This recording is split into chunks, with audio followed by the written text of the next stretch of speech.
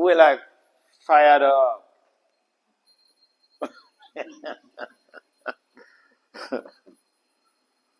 But at some point in time, this is a problem. You see, if we have to give from my academic background in management science, we don't talk about the subject matter without addressing the problem. You're talking about, you're requesting me to give a coordinate, a discussion on enthusiasm, consistent enthusiasm in spiritual life, devotional life. So what's the problem here? It means that our devotion, we are not. It means the people who make this request, they observe something. And the observation is that we're not having consistent enthusiasm in our devotional life. So they want a change, a positive change. Even the devotional topics could be transformed to academic topics. So the people who make the request, they want a change, a positive change, a positive devotional sense, in the enthusiasm of the practitioners of bhakti. They have observed that our enthusiasm sometimes wanes, it goes down. Instead of accelerating, it goes down. So they don't like it. And who will like it? No sane person will like that the enthusiasm is not maintained at a high level consistently. And therefore, this is a concern. First of all, we want to give a talk anywhere, in a temple, a home program, or whatever. Yeah. Lila is very good, it's very purifying. But what is the problem we are trying to solve? The question which we ask ourselves is, what is the problem I'm trying to address here in this topic, in this discussion? Even the Leelas, they are embedded with solutions to our problems. So enthusiasm in devotional life is very simple. Rupa Goswami has mentioned about enthusiasm in his Upadesamrita as one of the devotional strategies for maintaining high equilibrium in devotional values. Then the question is, how to maintain high enthusiasm all through in our devotional life. Now, again, this is a change initiative. When we come to devotional service, we are initiating a change in our devotion, in our lives. And when we initiate a change, anyone can initiate a change in their lives. How to lead and manage that change to a fruitful conclusion, that is the problem. You can initiate enthusiasm in your life, even right here, today, right now. You have initiated a change. How to lead that change, how to manage and lead that change to be able to give the individual initiator a profitable conclusion. That is the problem. Because over 65% of change initiatives fail globally, not only devotional service. People initiate a change. Look, during the New Year Eve, people initiate changes in their life, positive changes. This January 1, I am not going to smoke anymore.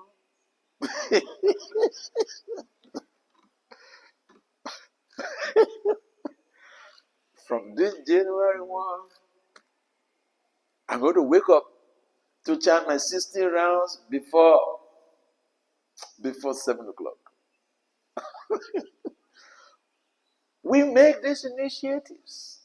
We initiate these changes in our lives. And from this January 1, I want to make sure I go to Mangarati every day. Because my house is just by the corner. My house is just adjacent the temple. So what is holding me? So we may make this initiative how to maintain the enthusiasm, to follow up, to be able to get the profitable conclusions. That is the problem. And so, this one, Rupa Goswami has given us some idea that enthusiasm is important in sustaining our devotional values. We want to become pure devotees in this life, and you can become a pure devotee in this life. Why not? Oh yeah. If we want to do that, we have to maintain enthusiasm constantly. How do we maintain that constant enthusiasm? So one principle, this is a general principle, not just only in devotional life, is you want to maintain enthusiasm in what you're doing. First principle is you have to have an emergency consciousness.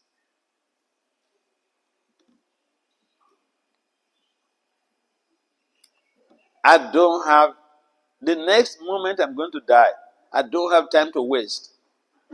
This is the thing I have to do right now.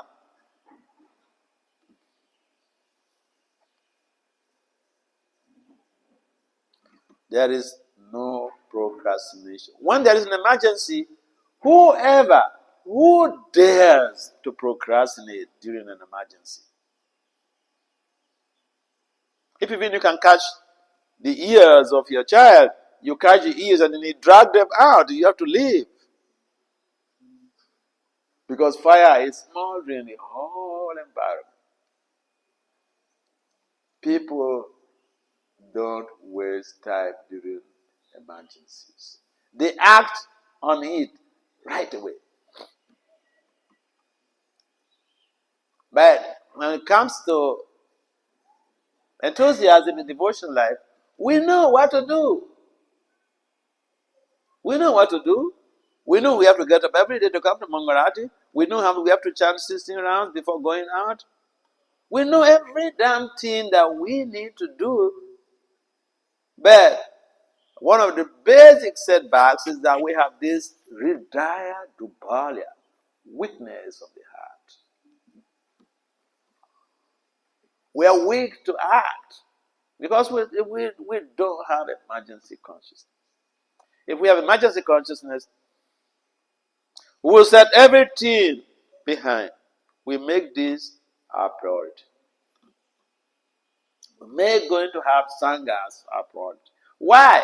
Because Sangha is the very fundamental principle of consistent enthusiasm.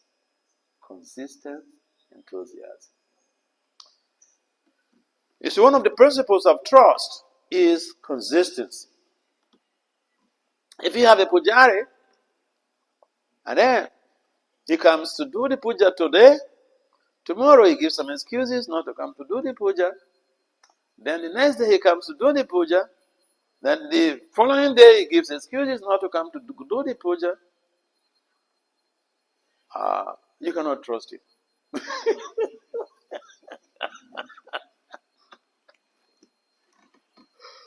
You cannot trust these deities in his care that, hey, temple president, I'm traveling, deities are in your care.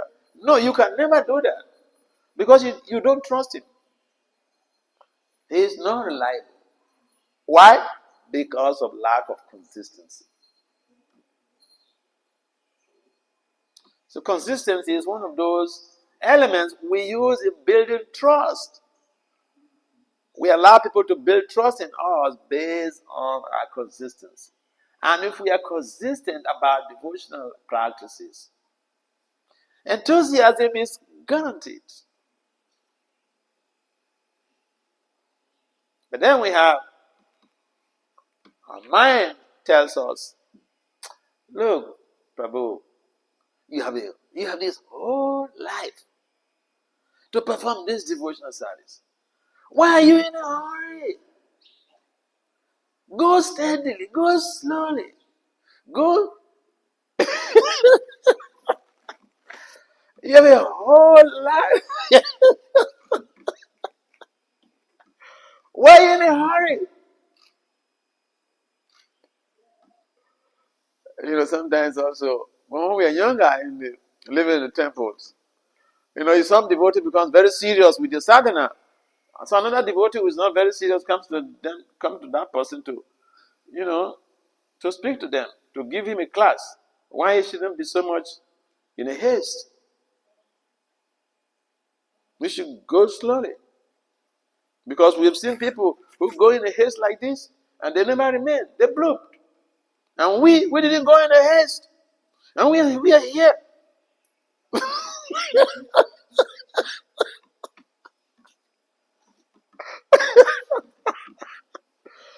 So, the mind will tell us something. Or material nature will use somebody to come and educate us, try to educate us. Why we should not be consistent. Why we should not be focused on the ultimate goal of life. Why we should not be in emergency consciousness. They have different ways to preach to us why we should not be in an emergency consciousness. But the very first principle of change management, the very first principle of change management is emergency consciousness. You want to manage a change, you want to lead a change, except you have an emergency consciousness. Forget it. This is not just devotional life. This is a general principle in global management. So what Rupa Goswami has given to us is just a hint, a tip of the iceberg. We do need enthusiasm in all our endeavors, not only in devotional service. We want to excel in any field, we must maintain consistency in our enthusiasm. So how to rebuff that lackadaisical approach to emergency consciousness, uninterested approach to emergency consciousness? How to debunk that? Sangha, powerful sadhu sangha, one of the elements. See, when we go to conferences as management scientists, we go to conferences, and you may not be interested in research, but you make a mistake to go to one conference, finish. When you go to the conference, you see all scholars, they come to make the presentations, and you see new ideas in the field, new presentations, new publications. Just by being in that environment, you're fired up. You caught up with that energy. This is based on the principle of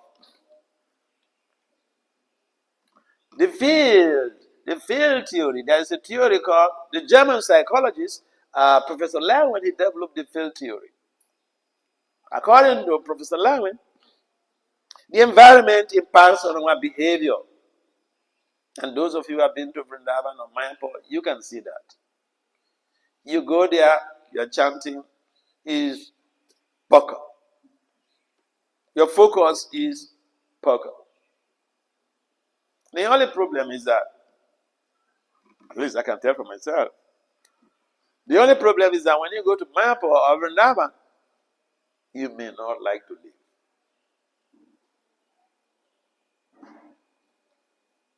because that energy draws you. The field. Another example of the field is fire. I don't believe that fire burns. Okay, no problem. You have a good belief. Fire may not burn. All right, put your hand inside the fire. And then you see that your belief that fire doesn't burn will be debunked by the fire. This is called the field. The field impacts on our behavior. So when we come together, a proper sangha with people of high spiritual potency, whether we like it or not, that sangha changes the dynamics of our lives. That is why in the Chaitanya Charitamrita it is mentioned that even a moment of association with a pure devotee could be so transformative that an authentic or genuine devotee wouldn't want to miss it, wouldn't want to trade it for $1 billion. This is the effect of the environment. And so we come to the temple, we go to the holy dam. This is not a religious dogma. This is a science. I'm sorry. It's not a religious philosophy. It is a science. There are theories established in management and psychological sciences on this very principle. It's not that you believe it and someone else doesn't believe it. What you believe in does not interfere with this reality. That you don't believe fire burns. Okay, put your hand in the fire and see what happens to your hand. So we want to diffuse this cloud of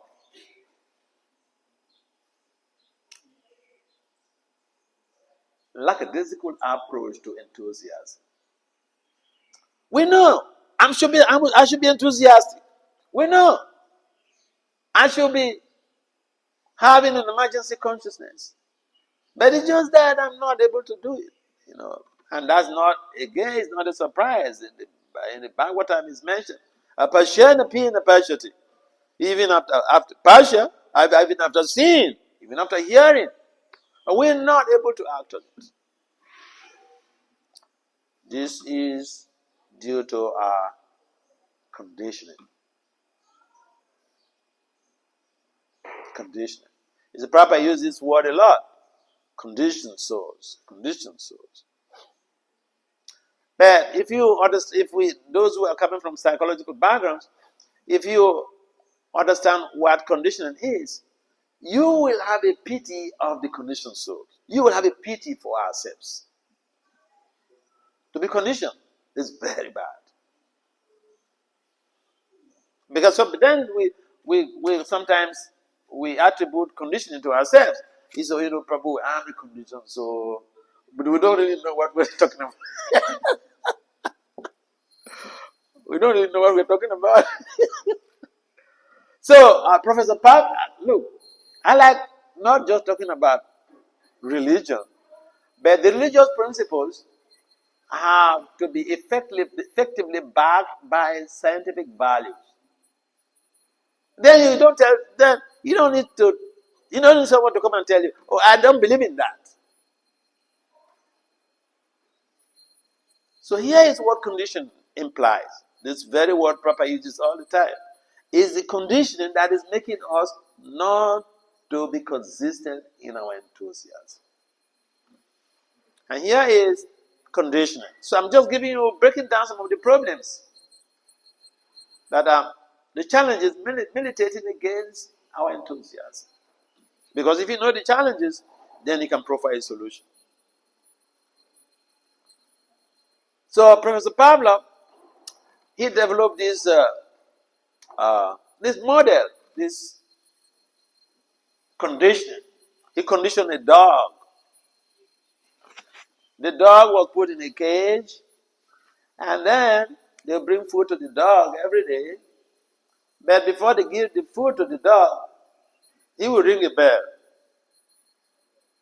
So the dog got accustomed, got conditioned to ringing of a bell in relationship to his food. So each time they bring the food or they ring the bell, they will measure the salivation rate of the dog. Measurement. Measurement is there in science. So that someone does not say, I don't believe it. So then, the Pavlov noticed that, in his experiment, noticed that each time the dog hears the ringing of the bell, he salivates because food is being brought to him. Then, he did another aspect of the experiment. He rang the bell, no food.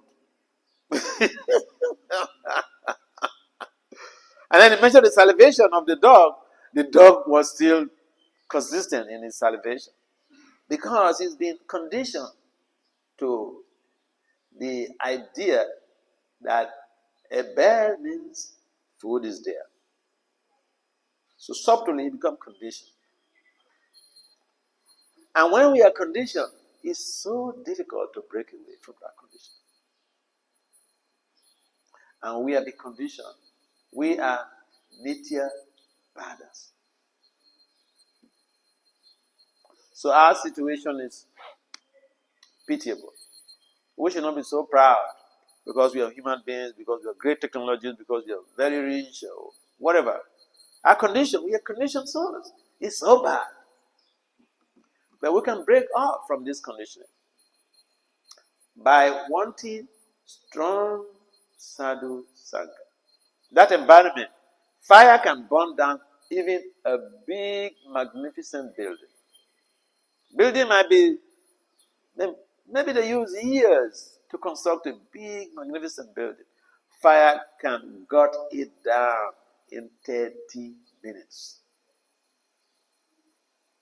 That is the power of environment. Environment is a change agent. An environment is a constant.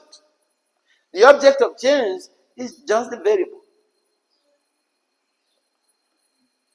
And so we can also model our lives in devotional service in such a way that we are able to be consistent and sustained in our enthusiasm in devotional life by having proper association. Another thing we can do is to, women say, well, I don't have strong devotee association. What about Prabhupada?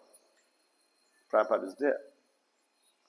Now, there are all these, I'm sure that majority of people here, they watch movies on the internet. I don't mean any movie, at least devotional movies.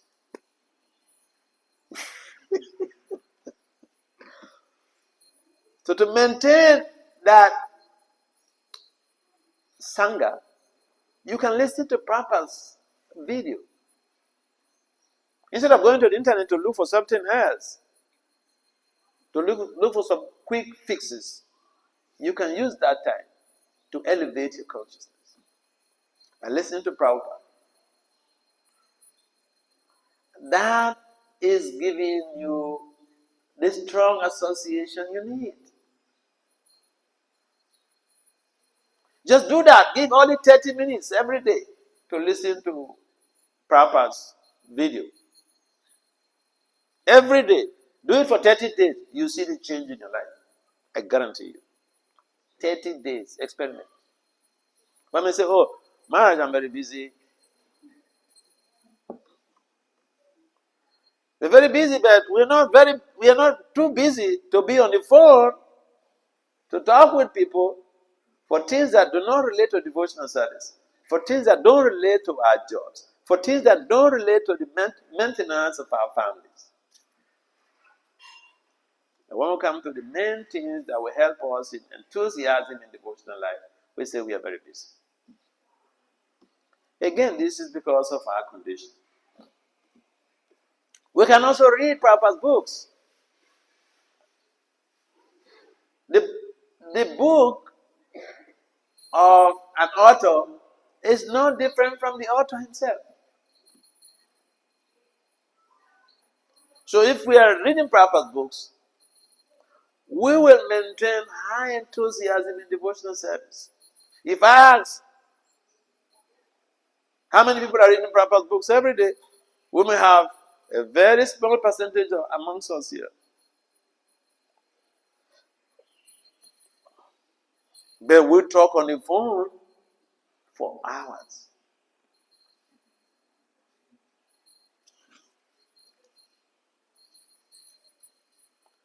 So we shouldn't say we don't have the time.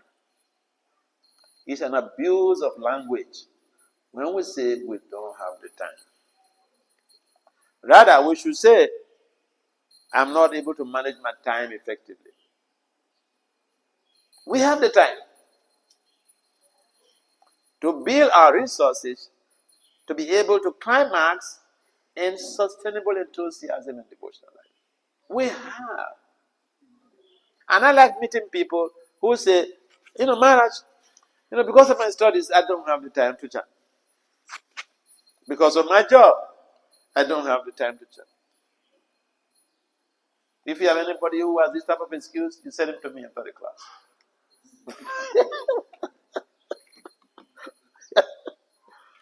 So enthusiasm is something that we can practice, but there are tools. So like I mentioned, we have to have an emergency consciousness. And see, emergency consciousness is not a big deal. It's just prioritize your devotional life. Because it is from your devotional life, if you practice your devotional life properly, you can become a successful businessman. You can become a successful householder. You can become a successful scholar. Krishna has to be the foundation. We don't get to the top and maintain that position when we deny Krishna's presence in our life. When we don't take Krishna as our first priority, it is very difficult to maintain sustainability in our success values. We've seen in America, someone becomes a president, and then the next moment he becomes a fellow. Clear?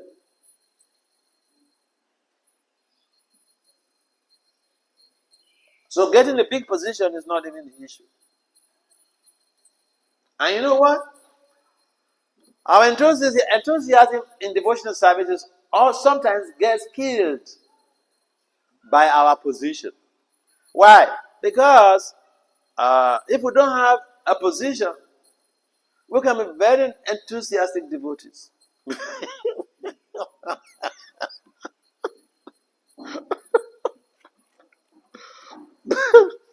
But when we have a position, we begin to step on people's toes.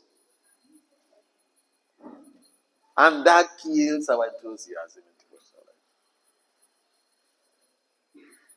And I tell you, whether you believe it or not, the second generation guys are the second generation devotees in our movement. They could be more prone to stepping on other people's toes. And that is why the enthusiasm amongst the devotee culture is waning. It gives some position. And power is like a drug. Power is like a drug. You know that? Yes.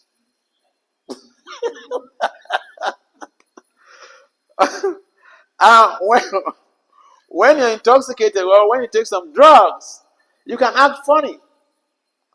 But when you act funny, you're going to hurt people. And when you hurt people, that is going to help in waning your enthusiasm in devotional life. This is the whole complexity of devotional culture. It's a complex phenomenon. And therefore, we need to meticulously study these principles of devotional service, and especially regarding enthusiasm, we have to see how we are restructuring our lives in such a way that we begin to act as dasa dasa anu dasa. We speak it. It's so easy to speak it. It's so easy to become a parrot or to be a parrotologist. But to be a practitioner of bhakti yoga, it's easy.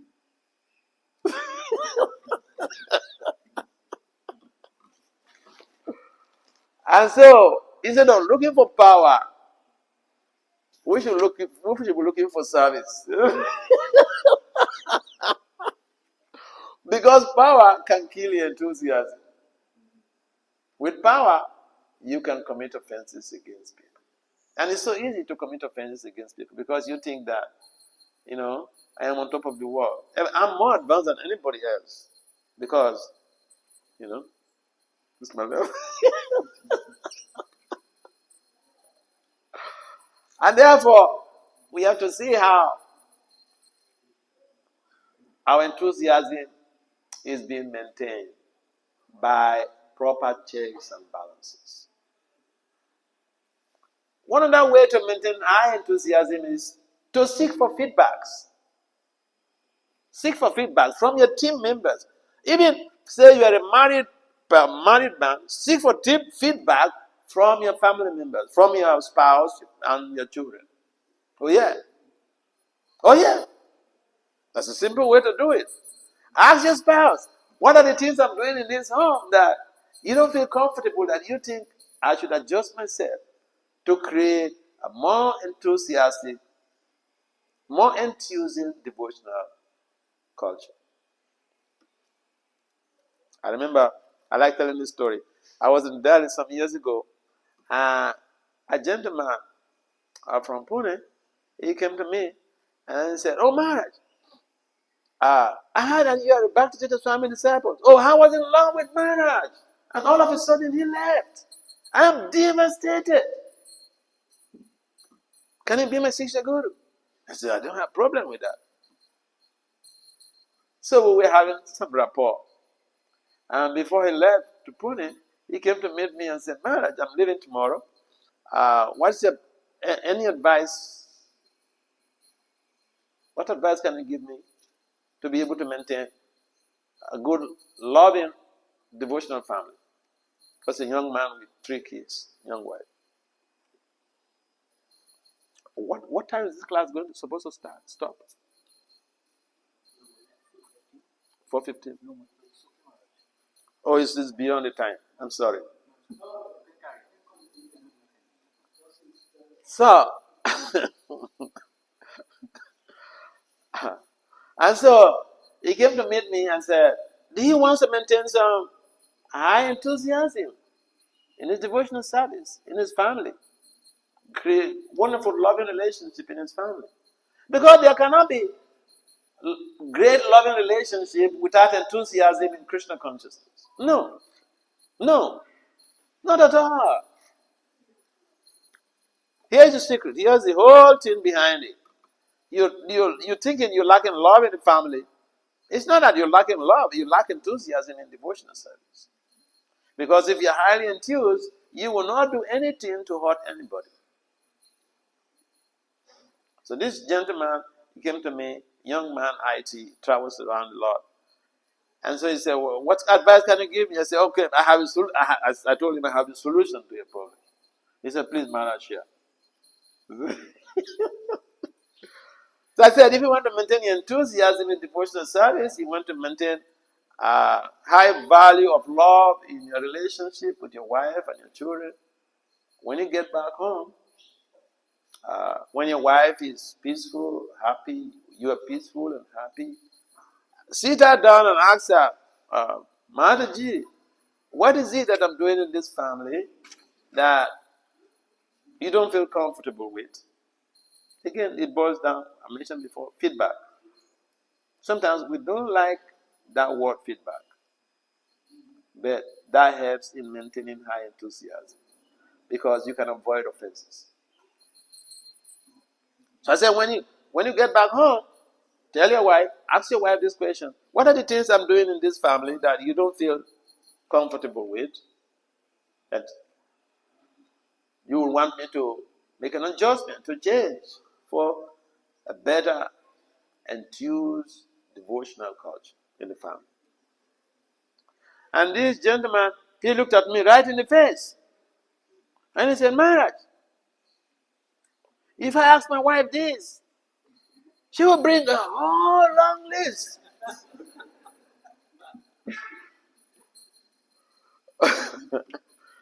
I said, but see, you came to see me to seek for advice as a professional. And I give you the advice, I bet you're rejecting the advice. And it's like you go to see the doctor, I have fever, I have headache, I have cold, and doctor examines you, recommends some tests, blood tests, and all these things. And then the results come out, the doctor prescribes some medication, and you tell the doctor, sir, this tablet, I cannot take it. You said I should take it 6 o'clock in the morning. At that time, I'm still sleeping.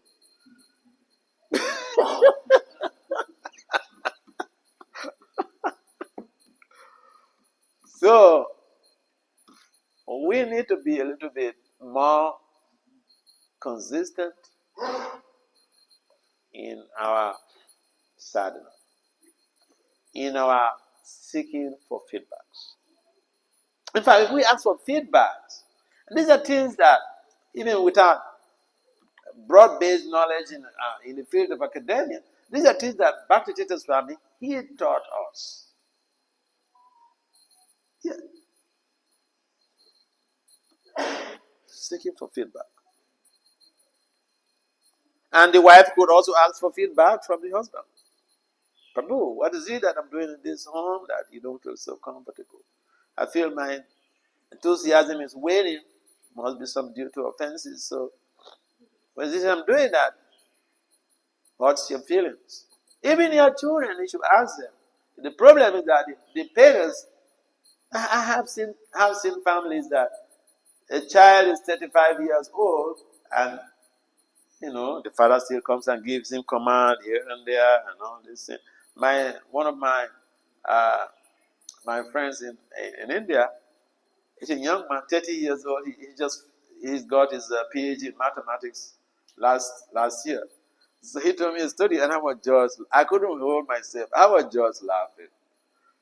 He told me he went home to visit with his parents. So in the evening, I think about 5:30 or to 6, he was trying to go out to visit his friends. And as he was trying to go out from the family house, he saw some lady came to block him. It's his mother. His mother says, "Hey, where are you going? Look at the time." 30 years old. He has a PhD in mathematics. So parents can also be offensive to their children. And that could wane our enthusiasm. And the feedback helps to check the balance. So I mentioned a number of things. Emergency consciousness. Listening to Prabhupada's teachings, videos. Reading Prabhupada's books. Sangha, based on the field theory. Environment impacts on our values. Sangha. And we are talking about feedbacks. So a number of things we can go home with. We'd like to stop there. Maybe there are some comments or some questions about how to improve on our enthusiasm in devotion. Again, thank you very much for coming to participate in this Krishna consciousness. Any comments or questions?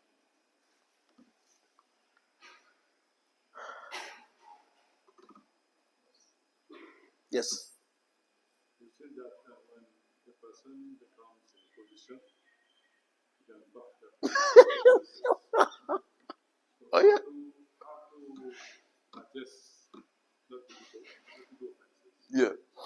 See, I can give you an example. When I was young, I was also serving as a temple president. But the temple where I was serving, I had senior devotees who were there. And I used to be very, very hard, very, very difficult brahmachari. So when I come to lay my principles and all these things, I remember one time I came to lay my principles and everything else. And the five or three senior devotees in that temple, they came to meet me in the temple president office. And they said, Vasudev, see, we like your policies. Okay. But this one, we cannot support you.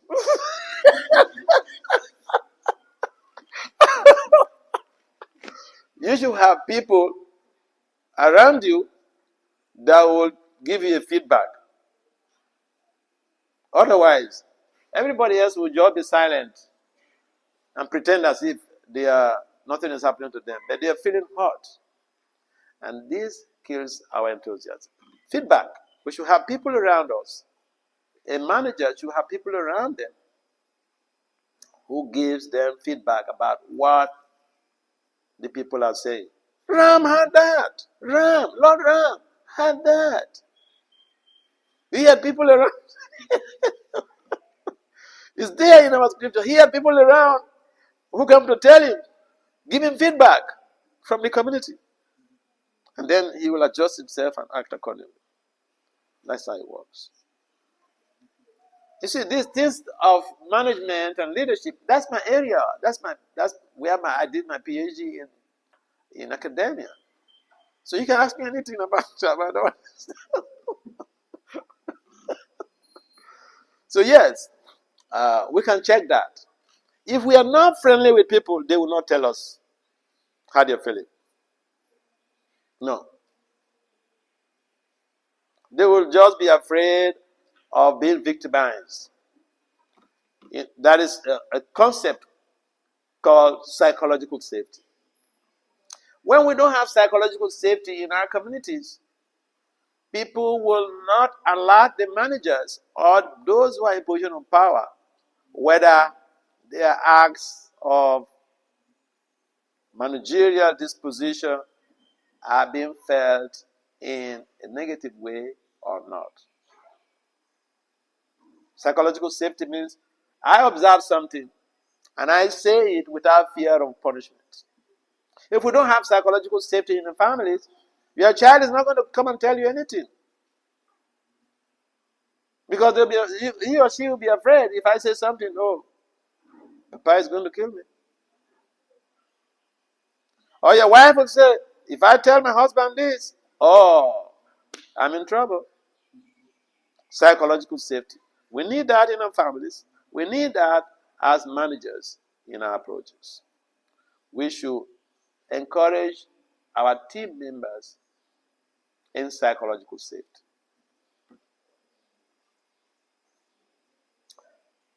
It makes some meaning? Any other comment or question? Yes. Arvo.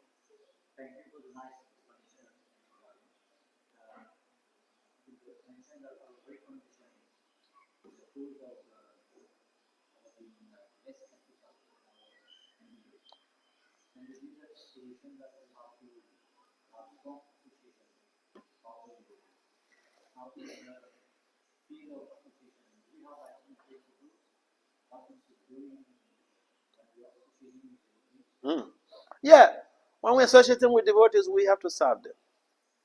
The Prabhupada was a good example for that. Prabhupada, he met some of the people he met were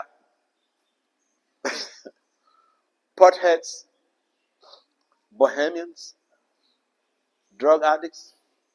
But he served them. He gave them knowledge. He served them in multiple ways. He served them by giving them knowledge. He served them by giving them, sharing, even the fruit, little fruit he has to eat. He shares among them. And then later they realize, what? He's an older person.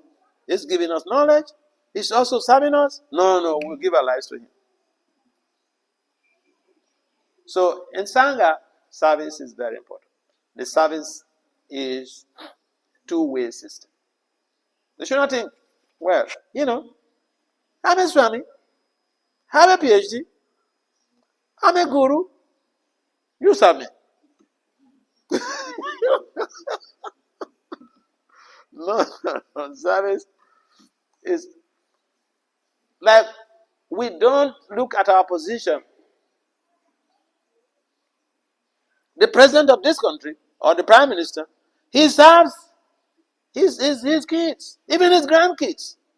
He serves them. Why are we afraid of serving people? Because service purifies. To serve is better than to receive service.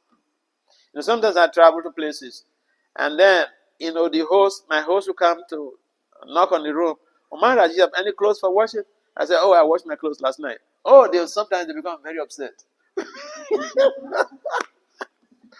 because this is how I was trained in America. We're trained to be, individualistic, self-dependence.